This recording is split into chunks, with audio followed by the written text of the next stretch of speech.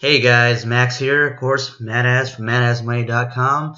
And despite the fact that I'm on vacation right now and just enjoying life, just want to take an hour of my day to make this awesome video for you guys about the amazing April that I've had, and just do a quick recap, give my thoughts and observations about how this month played out and how I went about it.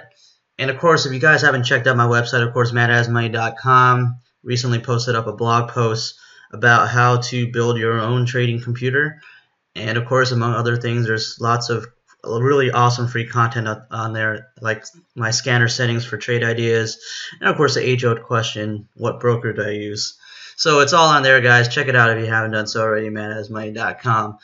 So once again, what a crazy month. Finishing the month with an all green every single day, 83.1K, $83,190, and it's so surreal to me, even to this day. I mean, I've been trading for 6 years now, and coming from a guy that used to stock shelves, despite having an engineering degree for minimum wage, $8 an hour, and even when I finally got my engineering job, it was still during the recession. I was making only 50, 60K, and with take home, that was like, what, 3K a month or something like that. To make this kind of money, it's just surreal, and it's just, I just sometimes gotta pinch myself to realize that it's actually reality. So that's just what trading has done, and it's a blessing, truly. And I feel truly blessed to be able to do something like this, and on top of that, be able to travel and never have to step foot in an office again and take orders from somebody else. So definitely a lot of hard work has been put into this, and I'm really glad that it paid off this month for sure. So that being said, let's just get into the gist of this video, which is basically to explain to you guys what I pretty much saw this month and how I played it. Lots of pretty interesting patterns kind of popped up. You can kind of see it on my notes here on this Excel spreadsheet. I have some various notes, and one of the very interesting things about this month was the beginning of the month to up until about the 20th. There was at least some chances for you to make money on the long side, and then starting from the 20th on, pretty much after IMNP, when it did that huge all-day fade, and you can kind of see me put it right there, IMNP mega dilution fade.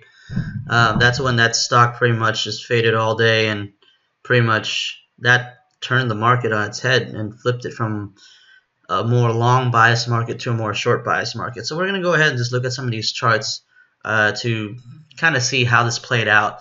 So I'm going to go take a look at some of these charts toward the beginning of the month, and you can kind of compare and contrast over the course of the month how things change and how the bias has changed over time.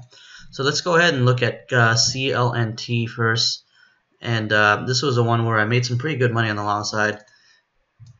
And I'm using Toss's on-demand feature, by the way. This is pretty awesome because you can actually go back and replay days and look at old charts on that specific day. So CLNT was in play on April the 7th. So this is April the 7th. And you can kind of see that this stock ran from 6 to 10. Pretty awesome opportunity on the long side. Even after it faded, it ripped to new highs. That's just an amazing chart right there. And after CLNT on the 11th, we had some a nice opportunity on NADL. Just going through my notes here and just picking out some charts that were the highlights of this month. NADL was a stock that I nailed both ways.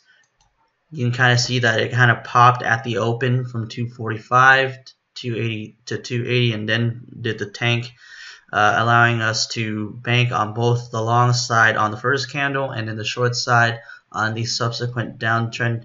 And then on top of that, it kind of grinded back and pretty much tested the high of day toward the end of the day. So great opportunities on both sides. Again, this is toward the beginning of the month where you kind of notice that there's still good buying opportunities on the long side, good money making opportunities on the long side, and as well as the short side. So pretty good opportunities there, and progressively over time you'll see this kind of changes. So we're going to go take a look at the next chart that I'm going to talk about, which is on April the 17th, which is CBLI. April the 17th, going again on the toss on demand feature, CBLI. CBLI was a nice stock out of the gate, and it ended up grinding to new highs. Pretty solid play here. Nice little wick there, reclaiming VWAP and going to new highs toward the end of the day. Pretty solid chart. Nice uptrend, going from 2 to almost 5. 200% on the day it closed. Great opportunities again on the long side. So let's fast forward the next day, which is April the 18th. We got IDXG, which was the highlight of that day.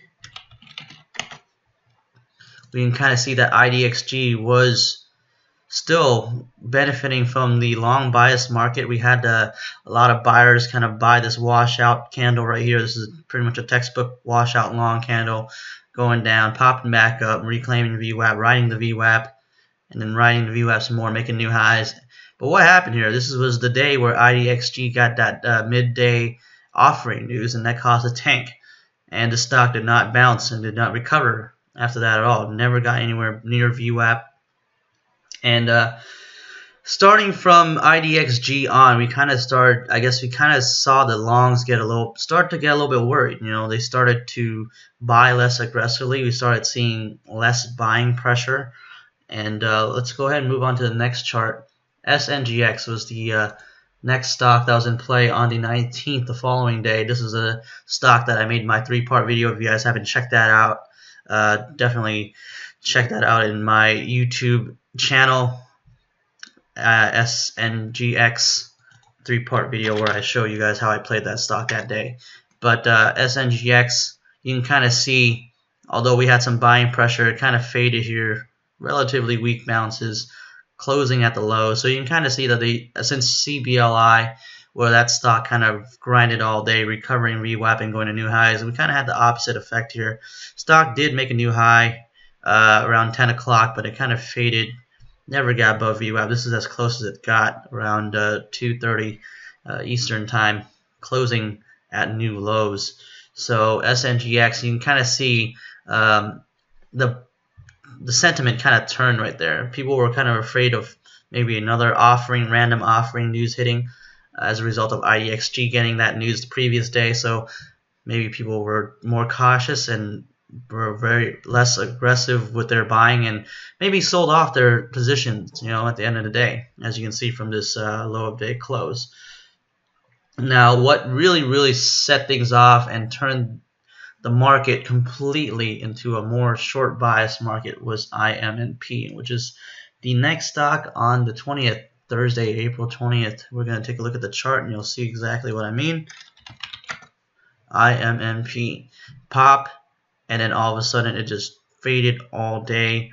This is as close to VWAP as it ever got, right here, right before 10 o'clock. Not even close the rest of the day. Closing close to the lows, making new lows here during power hour at 3:40. Stock was at $5 at one point. So it's pretty nasty fade. This thing pretty much faded all day, and that pretty much set the trend for the what I pretty much coined as the no bounce market on Twitter. If you guys follow me, I kept talking about how stocks kept fading and the bounce opportunities were very lackluster. The long opportunities in general got very lackluster. And we're going to go ahead and take a look at the next chart, PTX, which was on the 21st.